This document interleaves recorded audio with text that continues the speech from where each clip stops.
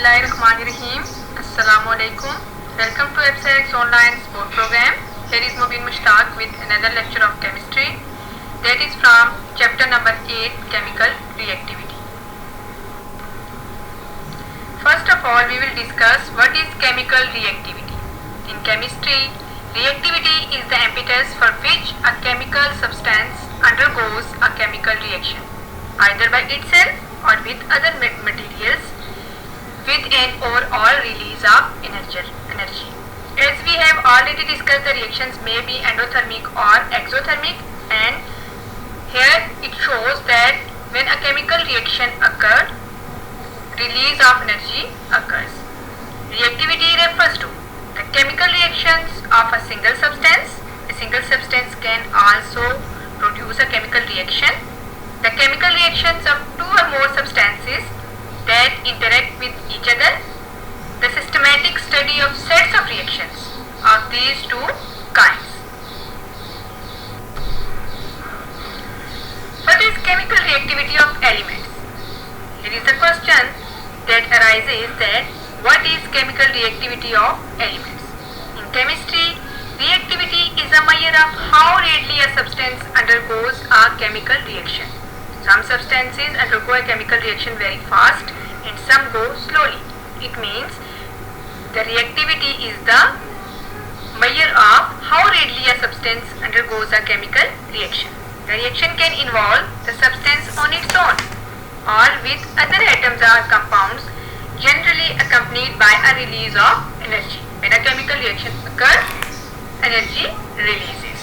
The most reactive elements and compounds may ignite spontaneously or explosively. As we have already learned that the reactive substances are vigorously explosive. Why? Because the reaction takes place spontaneously. Here are the some examples of reactivity of different elements. First of all, the rusting of iron. When an iron nail is placed in the moisture or in air, it rusts quickly, but when gold and platinum ornaments are placed in the moist air, they do not rust. Why? The reason is that gold and platinum are very least reactive. They are unreactive metals, least reactive metals, and don't react with air and moisture easily. Because of gold is extracted from the ground in pure form. We can extract the gold from the ground in the pure form because it is unreactive, it is least reactive, and does not have any need to go in a chemical industries like other metals, for example as iron, etc. This gold doesn't react with air easily.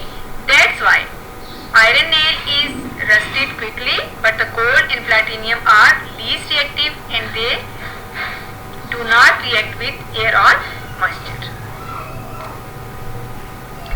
How reactivity of elements related to the outermost electrons in atoms? The number of electrons in the outermost shell of an atom determines its reactivity.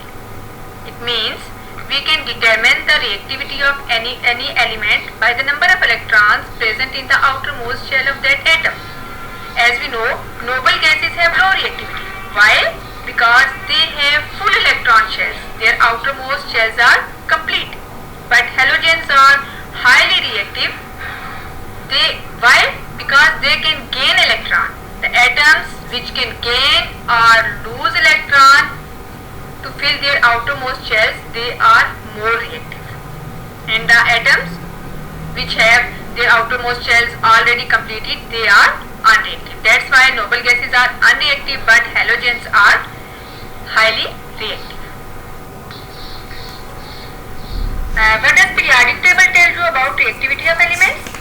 Here you can see some trends of reactivity of metals in non-metals. You can see the arrow which shows the increase or decrease of reactivity of metals and non-metals. This is the trend in the periodic table. You can see the downward arrow which shows that reactivity is increasing downward, and left to right arrow shows the reactivity of metals is decreasing from left to right.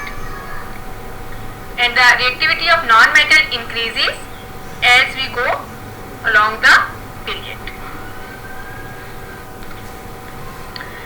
Now after discussing reactivity and reactivity of elements, there is assignment for you. You have to define what is chemical